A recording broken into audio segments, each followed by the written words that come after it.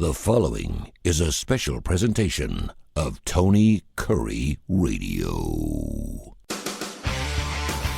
From hot dogs to cool kitties, this is Darkside of the Pooch.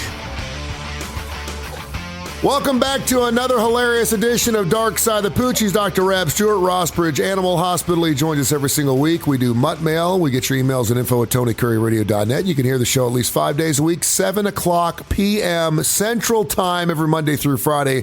And wherever you get your favorite podcasts, we're available everywhere. Get the TKR app through Android or Apple. Just TKR. Look for that flaming guitar, and you will be locked and loaded every single day of the week. Dr. Rab joins us now at the Rossbridge Animal Hospital. I just picked up my Pooch today. They were at your place the last 9 days while I took some time off, and they came back and they're healthy and very, very happy and happy to be back on their couches here at the house. But thanks again for all the hard work you do. And what's going on, my friend? Everything good?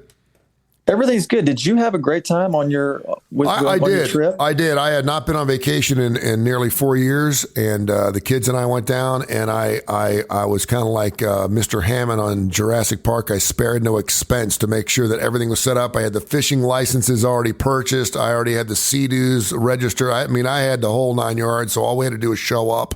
It was awesome. Had a great time. Best vacation I think I've ever had. It was awesome. It's probably the kids' best vacation too. It really was. It was good. And I had a friend of mine who had a place down there, so I ended up pay for the condo, which saved me a ton of money. So it was, because Daddy's on a budget. But it was super good. It was fantastic. We had a great time. So I am ready to get. Yeah, those times are great. And I know where you're at, because when it's, when Dad's in charge, you've really got to raise the game. Oh yeah.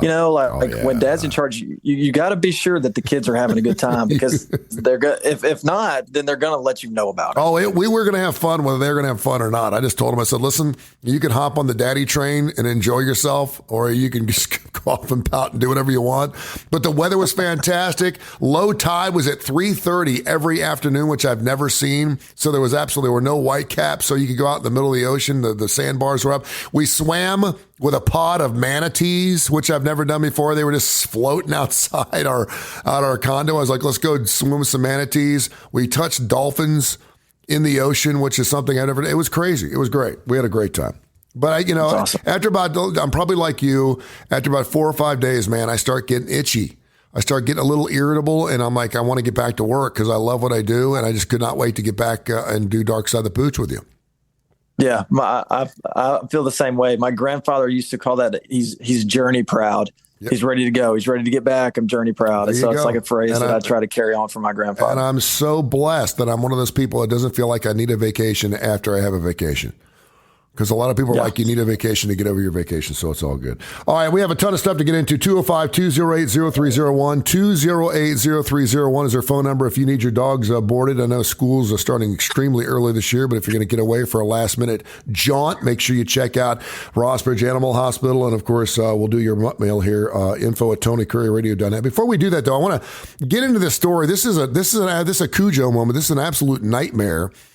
So it happened a couple of nights ago on Saturday night in Dale County near Montgomery, when a gentleman, 27, we're not talking like a 77-year-old here, we're talking about a 27-year-old male, evidently found him on his driveway with a gunshot wound to his head. Then after they went back and looked at his home video, it was a dog attack. Evidently, he walked out of his home. A German Shepherd from across the street came running after him. He ran up the driveway, tripped, fell. Another dog attacked him at the head.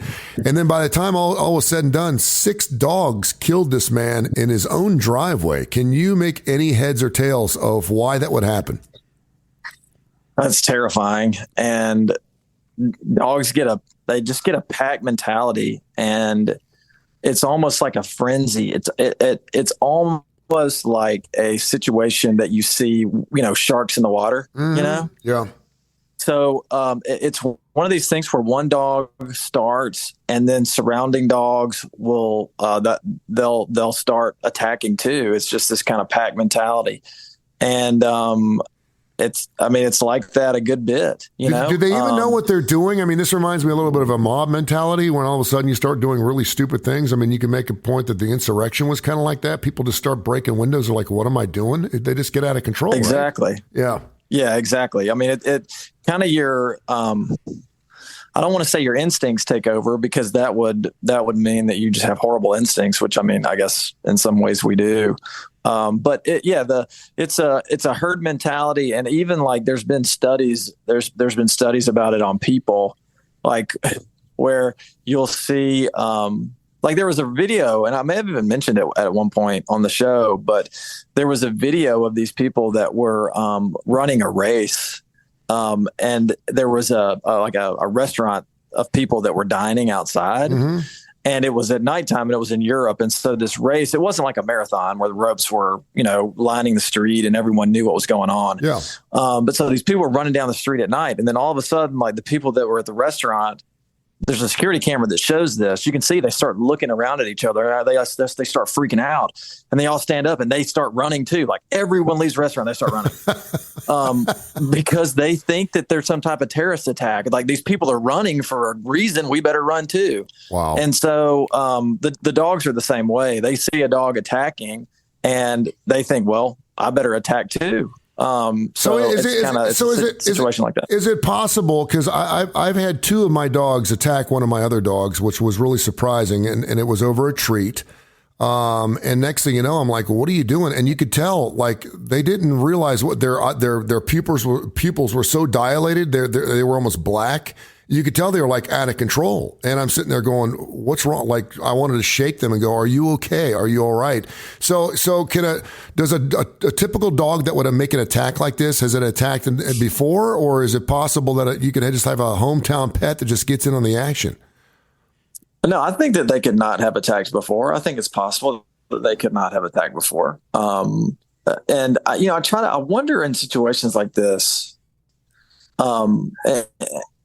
first of all, we see, the reasons every day we see the reasons where you should have a pet. And every day we see, I shouldn't say every day, but there are times where we see pets that are terrifying. And I mean, you walk in a room and if the owner hadn't have grabbed that leash, I mean, the dogs wouldn't have been the only things getting neutered in the office, if you know what I mean. I have a very healthy respect for animals. And this is a real life example of that. And there are people that they never have negative experiences with dogs or cats. And so they just always think that they can just, walk up and pet them and love on them. And it's just, there's never going to be any aggression or anything like that. When I heard about this story, I was wondering, what if the guy hadn't have turned to run? Yep. What if he had stood his ground? I don't know if it would have been any different at all. I have no clue. But you hear it about bears. If you're ever being chased by a bear, don't run. You're supposed to get big.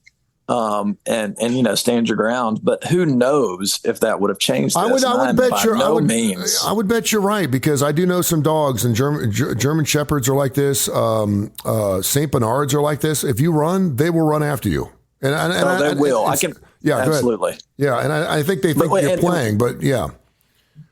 Yeah. And so what I'm saying is, like, I am by no means, telling people to not run away if they feel like that they're in danger. Yeah. But one thing that I do know is if you turn and run, the dog is going to chase you. Now, the dog still would have possibly ripped him to shreds if he had stood his ground. Mm-hmm. I don't know. But I know they're going to chase if you turn and run. Is it true that dogs sense fear? Can they smell your pheromones? Do they know that you're fearful, and will they do things differently when they know that you're fearful?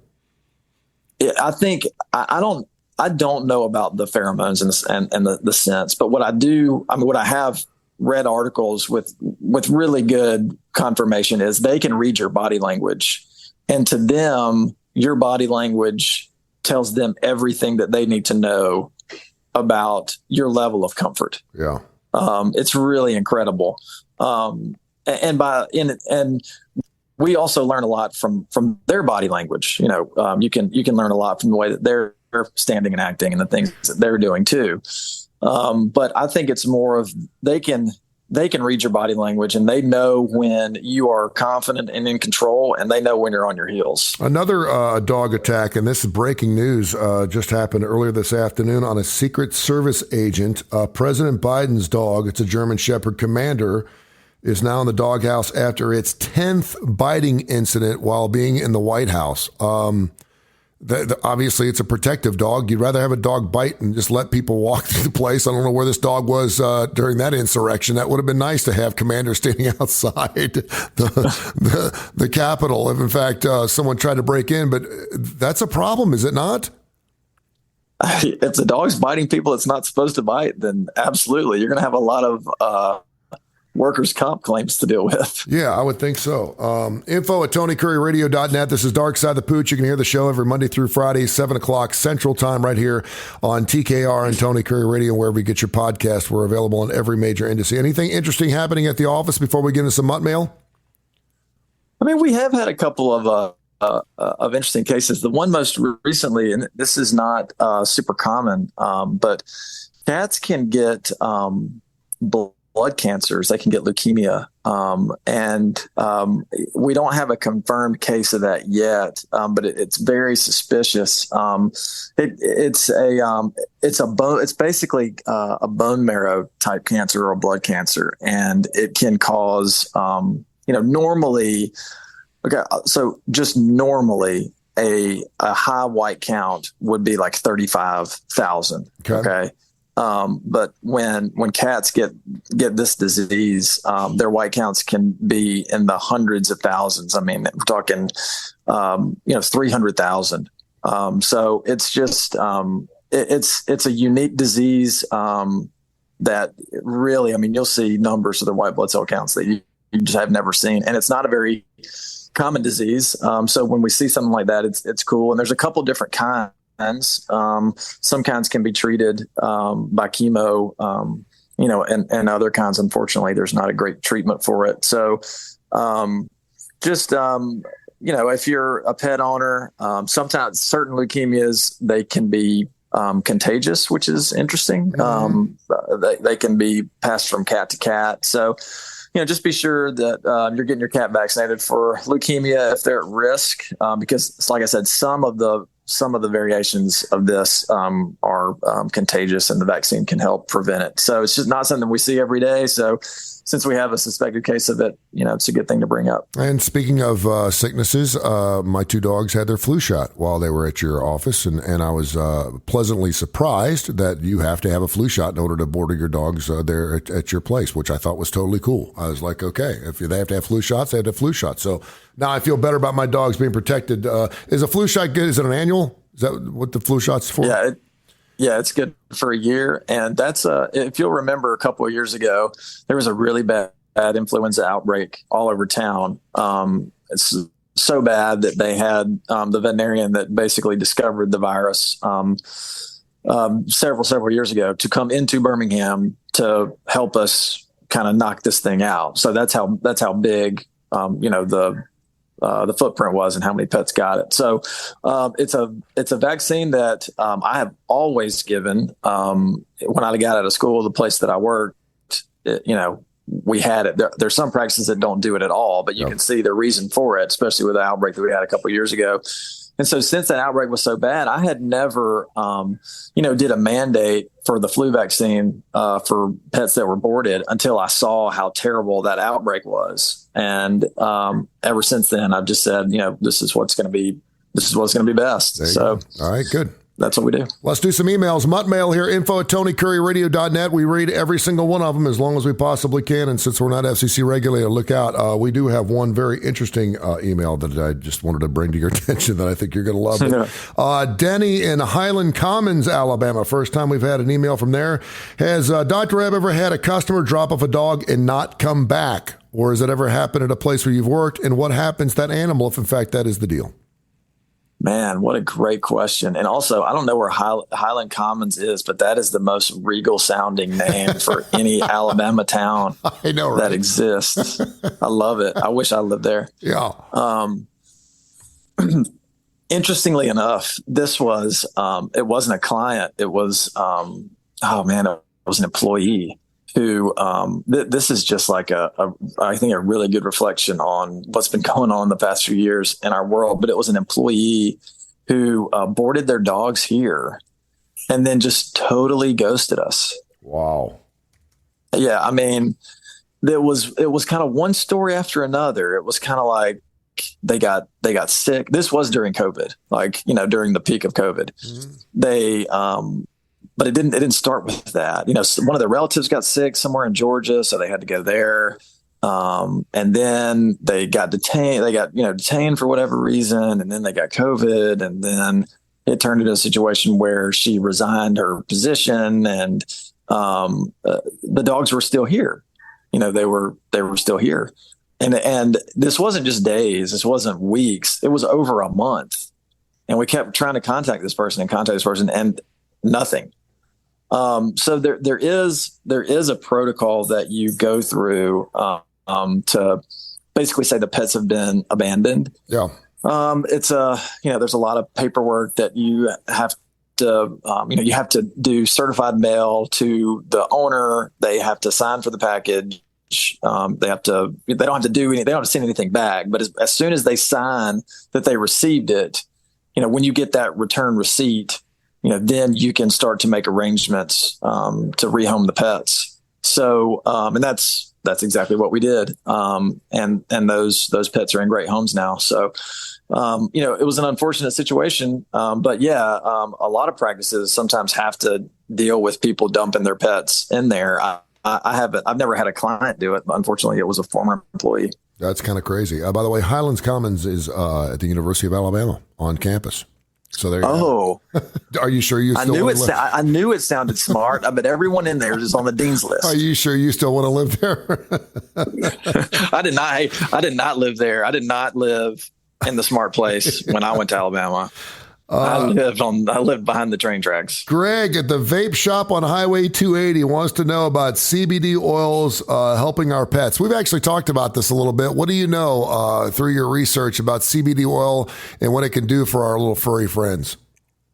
Man, I was just reading about something with felines on this, and so CBD can there are documented case studies that do show that it helps with chronic pain, arthritic pain especially, at a dose of about 2 milligrams per kilogram. However, the studies do not support that it helps, at least right now. And studies are not perfect. Just because one study doesn't support something it doesn't mean that it was a good study. But so far they have not been able to document that it helps with stress or anxiety in companion animals. There is some evidence that it does help with seizures, though. It can help keep breakthrough seizures from occurring. So there is evidence that it could help with chronic pain and with keeping seizures from occurring. Okay, there you go. Info at TonyCurryRadio.net. This is Darkside the Pooch with Dr. Rab Stewart at Rossbridge Vet, rossbridgevet.com. Their website, 208-0301, area code 205. And, of course, you can hear the show at least 5 days a week here at 7 o'clock Central Time every Monday through Friday night. Let's go to Vivian.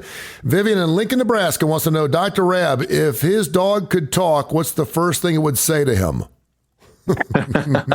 Let me get on your bed. Is that what it would be? Yeah, that's what it would be. Or it would maybe be grill me a steak. But when I went home today for lunch, I went up to and there are, we have certain designated areas for our dog. My son loves for my dog to sleep with him, so he can get on my son's bed. He can get on our couch, and then we have dog beds for him. But he is not supposed to get on our bed, mine and my wife's bed. Yes. So I walked in there today, actually, on my lunch break, and I just looked at him, and he looked at me. He was on your bed? He was already up there. He's already on the bed. Yeah. He very slowly stood up and just kind of crawled off the bed and ran away. So it is the funniest thing because they actually move like human beings. Like, I'm not really here. You do not see what I'm doing right now. They get up really slow and they walk down. They kind of walk out like they hope you didn't see what's happening. It's hilarious.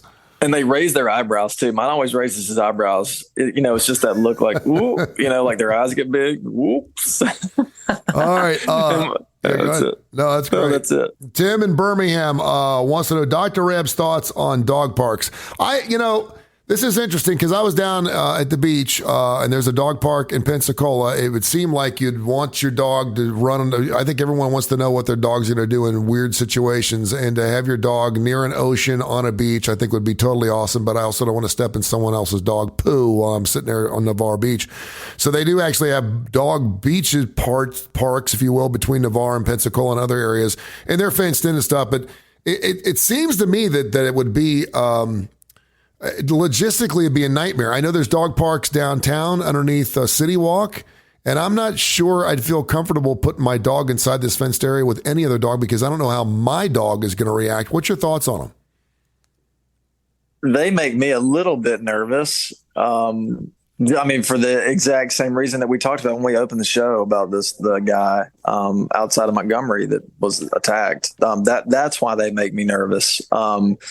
We have a daycare here, so it's like a dog park, but the difference is we have a kennel attendant that supervises all the dogs when they're playing. Mm-hmm. So that if like we talked about that body language earlier, dogs give it off and humans give it off. And we have people that are trained to recognize when dogs are playing too rough or when we feel like there might be a problem. And at dog parks that are just open to the public, you don't have those trained people that can recognize when things are getting out of hand. So I'm not saying they shouldn't exist at all. I think they're great, especially for socializing dogs and, giving them an outlet. But, they make me a little bit nervous, especially, if you have people there that don't know what to look for. If you had two alpha dogs from two different households and put them in a playpen together, what would happen?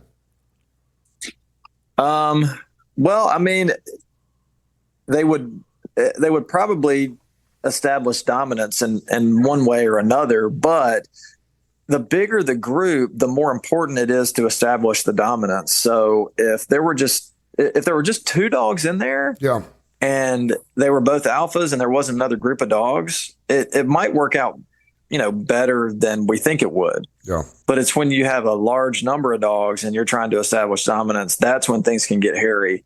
Because you have one dog that's making a lot of dogs mad, or you have several dogs that want to, be the dominant animal in the group. And so they're all kind of starting to fight for it. All right. Lulu and Hoover. And by the way, you can send your email questions. We get them from all over the country. info@TonyCurryRadio.net. And of course, go see Dr. Rab Stewart at the Rossbridge Animal Hospital in beautiful Hoover. Lulu and Hoover has a cat, and she said it's been going up trees backwards. I'm not sure what she means by that, but she said it's the cat's actually putting its back paws on the tree first and then climbing up the tree backwards. She said, is there something wrong with my cat? Have you ever heard of that? I think she maybe gave it too much CBD from the store on 280.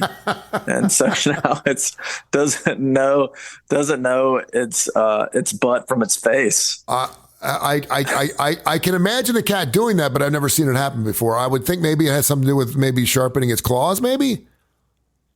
Maybe, or it's just, it's just playing. Yeah. It's just, there's no, there's nothing to it other than the fact that the cat gets a cool sensation from having its back feet on the tree and its head down. It's just not, it looks weird and it's kind of out of the norm, but it could be, something just as simple as the cat just enjoys that sensation. Yeah. Dan in Birmingham wants to know, will cats attack anything bigger than their own self? And he specifically was asking about a red-tailed hawk. If there's a red-tailed hawk sitting in your front yard, would your cat go after it or no? Well, I know that they'll attack things that they're bigger than themselves for sure. Okay. Because I get attacked by cats every time I walk into the room, and I'm way bigger than they are. Yeah. And also a cat will attack a dog even if the dog is seemingly not threatening it. They'll just come out from under the couch and ambush it. Yeah. Yeah. So they definitely will. And cats also, they like to attack birds. So I don't think that a large bird would be out of a cat's range. Do cats traditionally eat what they catch, or is it just for sport? Sometimes they do, and sometimes they leave it whole. And they're strictly just They just want to kill it. Or play with it. You know what I'm saying? They just want to catch it. It's not, I don't want to think that, I don't want to make cats out to be like malicious, murdering, animals. But it might be just, sport, the sport of running after something and catching it with, not the understanding that if it's rough with it, it's going to kill it, Yeah. So I don't want to paint cats to be terrible animals, but they're just, hunters, and they like to chase things. Okay. RossBridgeVet.com is their website. RossBridgeVet on Twitter. And of course, you can also find them on Facebook. And, we've been doing this show now for 2.5 years. So whenever we get an email question that I've never seen before, it's always the email question of the week. Are you ready? Oh, yeah. This from Stephanie in Tulsa, Oklahoma. In Polynesia, North Korea, China, and Vietnam, they're allowed to eat dogs. Would Dr. Reb ever eat dog? And if he did, what does he believe it tastes like? I mean, I would never eat dog if I had other options. You wouldn't try it? You wouldn't try it just once to see what it tastes like? I don't think that I would. I mean, I think that it would have to come down to, something that would be very unappealing, or it would be a situation where I was, gonna starve. Yeah. I mean, I just, because my whole, my whole livelihood is based, and if somebody else wants to eat a dog, that's just. Could you imagine the outcry seeing Dr. Rab eating dog coming across your Facebook page? That's a personal decision. If anyone is out there eating dogs, that's fine. But I spend my whole life trying to save dogs and keep them alive. So I don't want to eat them. But I understand if someone's listening, they might say, oh, the hypocrisy of this guy, because I'm not a vegetarian. I'm gonna eat meat. So I think it's more of an emotional attachment for me that I don't think I could do it unless I just had no other options. Yeah. According to this North Korean man, he said that dog tastes like it's a red meat, quite fatty and extremely fragrant. Take a cross between beef, mutton, add extra meaty flavoring, and you've got the taste of dog. It sounds delicious. Yeah, it sounds really, really good. It sounds disgusting. I was going to say it tastes they taste like beef jerky. Yeah, see, I would think so too. And having your hands on every part of the dog, obviously there's some parts you probably don't want to eat. There's probably some parts that are probably pretty good. I would think the leg part would be like a leg of lamb. Yeah. Yeah. Yeah. And I've seen a lot of dog livers. I do not want to eat a dog liver. I don't like to eat beef liver. I'm not eating a dog liver. All right, yeah, that's true. I don't eat liver anyway. Tell people how they can get in touch with you, man. Great job. You can call us at 208-0301, or you can email us, rossbridgeanimalhospital@gmail.com, or you can find us on Facebook, Rossbridge Animal Hospital. This has been a special presentation of Tony Curry Radio.